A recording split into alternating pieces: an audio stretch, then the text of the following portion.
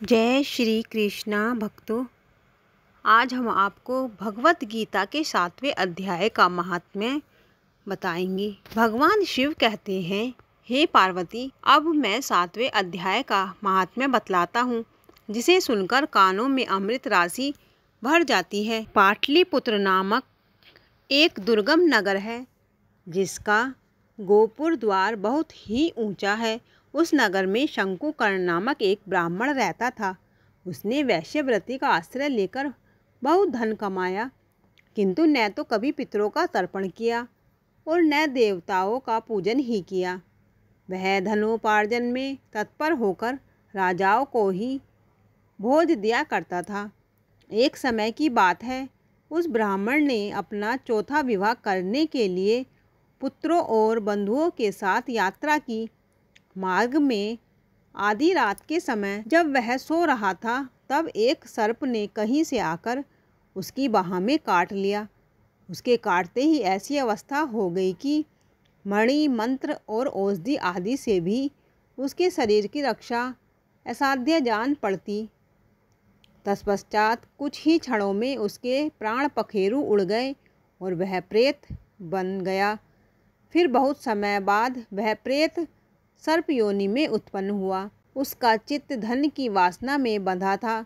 उसने पूर्व वृतांत को स्मरण करके सोचा, मैंने घर के बाहर करोड़ों की संख्या में अपना जो धन गाड़ रखा है, उससे इन पुत्रों को वंचित करके स्वयं ही उसकी रक्षा करूँगा। सांप की योनि से पीड़ित होकर पिता ने एक दिन स्वप्न में अपने पुत्रों के समक्ष आकर अपना मनोभाव बताया। तब उसके पुत्रों ने सवेरे उठकर बड़े विस्मय के साथ एक दूसरे से स्वप्न की बातें कहीं। उनमें से मंझला पुत्र कुदाल हाथ में लिए घर से निकला और जहाँ उसके पिता सर्प योनि धारण करके रहते थे, उस स्थान पर गया। यद्यपि उसे धन के स्थान का ठीक ठीक पता नहीं था, तो भी उसने चिन्हों से उसका ठीक निश्चय कर लिया और लोभ बुद्धि से वहाँ पहुंचकर बाम्बी को खोदना आरंभ किया। तब उस बाम्बी से बड़ा भयानक सांप प्रकट हुआ और बोला, ओ मूढ़, तू कौन है? किस लिए आया है? यह बिल क्यों खोद रहा है?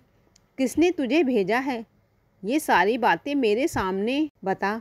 पुत्र कहता है, मैं आपका पुत्र हूँ, मेरा नाम शिव है। मैं रात्रि में देखे हुए स्वप्न से विस्मित होकर यहाँ का स्वर्ण लेने के कौतूहल से आया हूँ। पुत्र की यह वाणी सुनकर वह सांप हंसता हुआ उच्च स्वर से इस प्रकार स्पष्ट वचन बोला, यदि तू मेरा पुत्र है तो मुझे शीघ्र ही बंधन से मुक्त कर।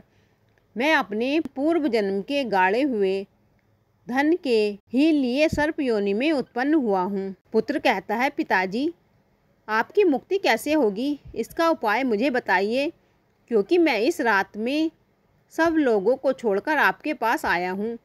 पिता कहता है, बेटा, गीता के अमृतमय 7वें अध्याय को छोड़कर मुझे मुक्त करने में तीर्थ, दान, तप और यज्ञ भी सर्वथा समर्थ नहीं है।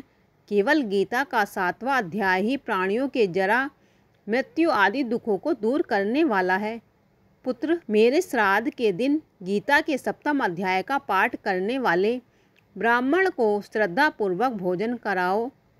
इससे निसंदेह मेरी मुक्ति हो जाएगी। वत्स, अपनी शक्ति के अनुसार पूर्ण श्रद्धा के साथ वेद विद्या में प्रवीण अन्य ब्राह्मणों को भी भोजन कराना। सर्प योनि में पड़े हुए पिता के ये वचन सुनकर सभी पुत्रों ने उसकी आज्ञानुसार तथा उससे भी अधिक किया। तब शंकुकर्ण ने अपने सर्प शरीर को त्याग कर दिव्य देह धारण किया और सारा धन पुत्रों के अधीन कर दिया। पिता ने करोड़ों की संख्या में जो धन उनमें बांट दिया था, उससे वे पुत्र बहुत प्रसन्न हुए। उनकी बुद्धि धर्म में लगी हुई थी, इसलिए उन्होंने बावली, कुआं, पोखर, यज्ञ तथा देव मंदिर के लिए उस धन का उपयोग किया और अन्नशाला भी बनवाई।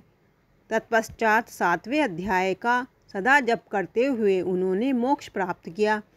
हे पार्वती, यह तुम्हें 7वें अध्याय का महात्म्य बतलाया, जिसके श्रवण मात्र से सब पातकों से मुक्त हो जाता है।